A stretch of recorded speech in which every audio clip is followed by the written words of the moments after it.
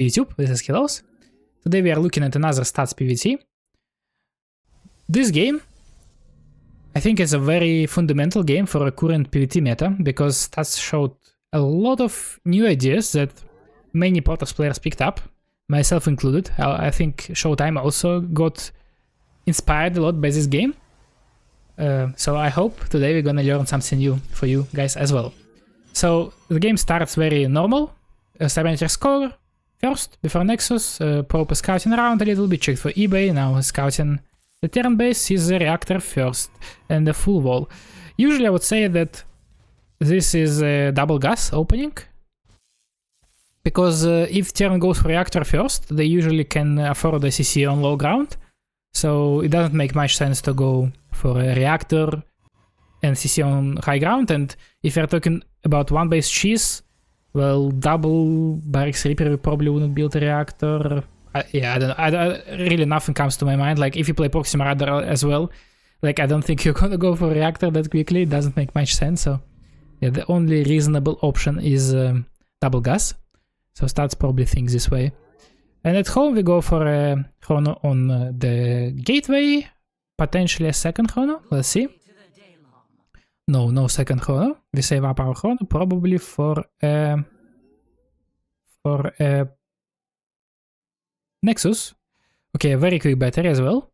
Once again, I think it all comes down to this scout at the start. He was like, okay, this is double gas, this is a reactor, so there is a good chance Terran gonna go for 4 Reaper to Helion pressure, which is very dangerous if you don't have a battery.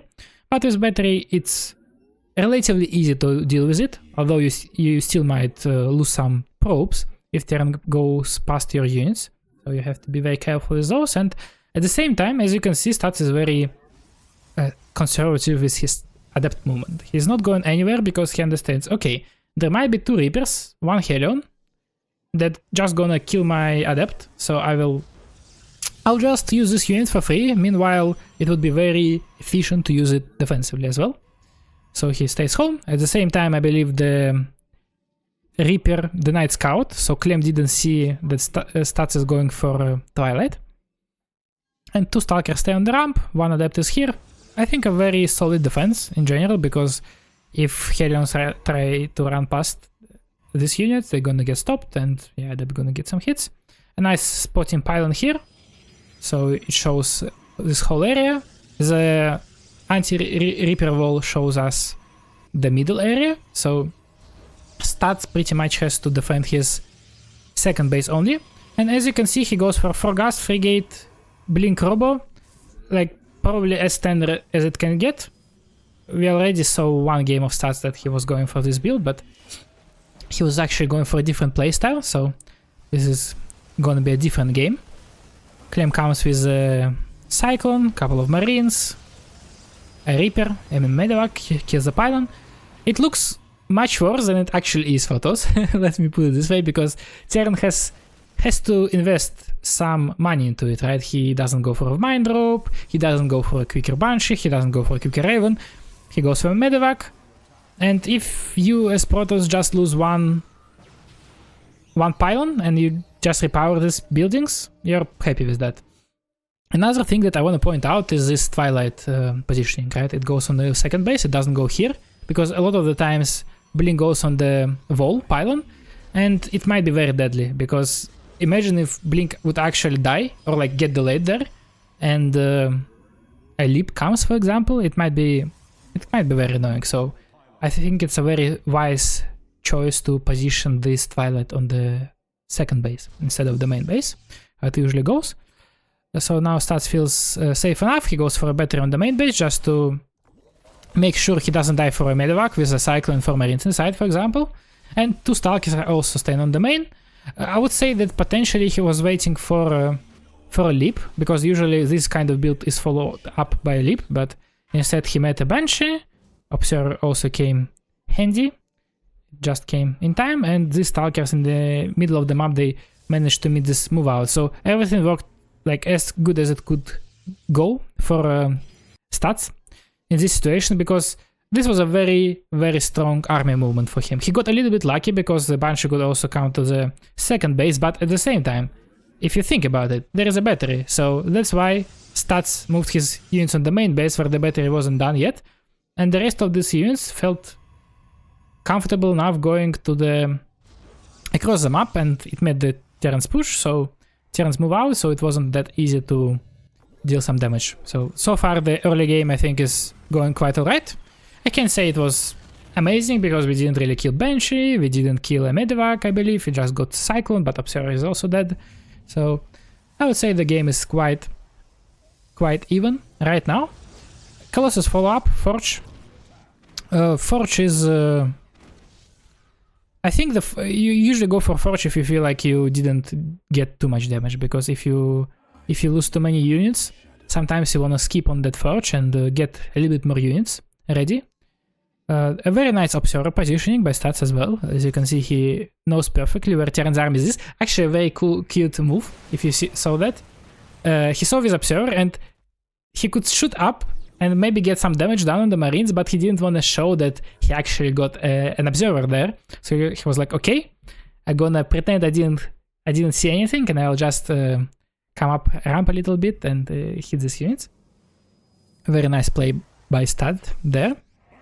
More pylons, yeah, a little bit of a annoying supply block, but we were macroing the units in the middle of the map, so we can see that. But at the same time, our economy is, I want to say perfect, but he's missing one probe actually, but it's okay.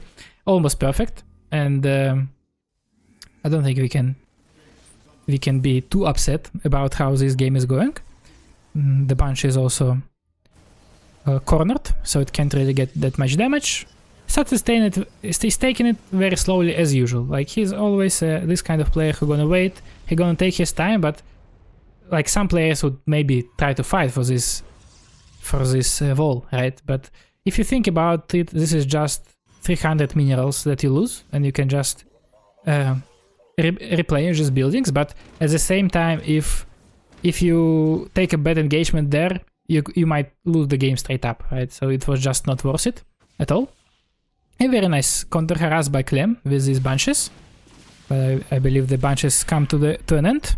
5 probes killed. To be honest, I don't think they paid that much for themselves. Maybe they caused some probe pools, but I would say in general very well done by Stats in this aspect, and we go for +2. I think it's fair to say that in 99% situations you should go for a +2 over +1 armor if you have one Forge. And in general, we should always prioritize attack. In my mind, at least, attack against armor debate is that you only go armor if you know for sure that you will be able to take a fight at 1-1.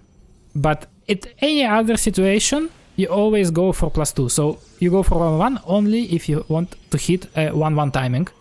And to be honest, in most of the cases, it's better to hit +2 timing, because +2 is just stronger. And yeah, armor we only get in PvT if we have a secondary Forge. So 2 Colossus. Sorry, I didn't notice that, but Stats went for only 2 Colossus, and after 2 Colossi, he went for some extra Observers to control the map. So now he spreads his Observers. Let's take a look on his map control. So he has 3 Observers here. This one is probably gonna move elsewhere, and this Observer is checking for the drops. And on the bottom part of the map, we have our Zelnaga for bases. To be honest, a very nice map control for Stats. I really like the way he is expanding, how he abuses the strong points of this map for those. Okay, this Observer spots an army, so Stats probably gonna play the left side of the map now. The Zealots go across the map. These Zealots are probably going to maybe like catch a mine on the map that Terran used for a map control, or maybe like kill a supply depot or a turret underneath the main base. Also, he gonna control this potential 4th base. Yeah, as you could see, this is exactly what happened with these Zealots. Now we get some additional pylons, and as you can see, Stats is taking it very slow. He doesn't really do anything. He's staying home under shield battery overcharge, under disruptors with and getting more Zealots. So now when stats feels like, okay, I'm maxed out, I feel safe enough. Okay, let's better look at this fight, because obviously we still want to make sure we don't die to any of these attacks of Terran. The timing is quite nice for Protoss, because upgrades are 2-1, and Terran is on 1-1 currently. He's maxed out, but Protoss army is, to be honest, quite powerful. So Stats decides, okay, it's close to my base, I have reinforcements, I have disruptors, let's jump at this army. Stalkers are killing Vikings, but I'm not sure if it's fast enough. A little bit of a panic micro here. So tank, yeah, just tank keep shooting, but as we can see, the fight was a little bit better for Stats here, and I think the big part of it was upgrade lead. And now the game plan of Stats comes into play. He's like, okay, a very open map. Zealots are very good on open maps. I have a gold base, which also gives me a good mineral boost. So my game plan gonna be, I'm gonna max out, I will get gateways on the map, and I will get a very big gateway explosion after that. So now we are on 11 gateways, we get 6 more, 7 more. Okay, let's see how much more total gateways we get.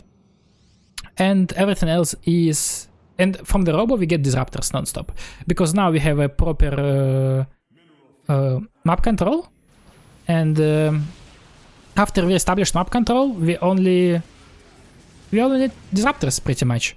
So disruptors gonna force our opponent to steam, and hopefully, okay, this is a good catch with the Blink Stalkers. Clem misplaced his army a little bit.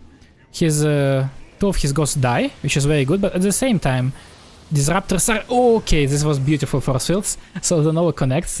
Clem always got it. It was a very beautiful micro by Stats. So in the end, once again, we get some better trades, 3k more than Terran, and at the same time, we have 18 gateways, so it's 36 more army supply and fight.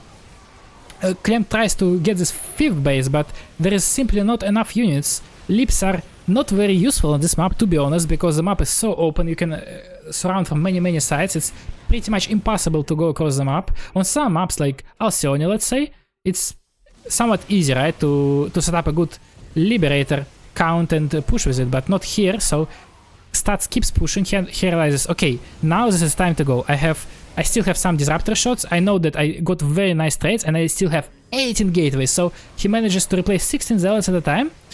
Maybe this fight is not even that beautiful. Like, yeah, trades are much even at this point, but Clem is on 4 bases, we are on 6 bases, and we can replenish our army so much quicker.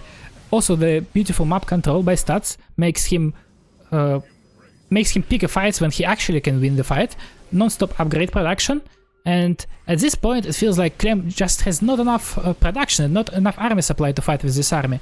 Yes, if he would gets a little bit more time, it would look better for him, but now he loses his 3rd base, he loses his CC on the 3rd base that he was building, but for potential 5th base, yes, the gold base is under attack as well, but Stats is not even looking there, because he realizes, okay, I'm just gonna sacrifice this base, and I'm gonna keep pushing. I will make sure that I don't die at home, but obviously he's far from dying, because Clem still has to move forward, but at the main base, how does Clem hold? It's so hard. Now the 2nd base is also under attack, and pretty much only 1 base remain active for Clem. Yes, the drop is trying to kill, but what Clem can do with this drop when his opponent has 18 gateways, and just like that, Stats wins. And I think this is a very good example of a game where mass gateway star actually felt so unfair in a way. I hope you got something new from this game, and see you next time. Bye bye.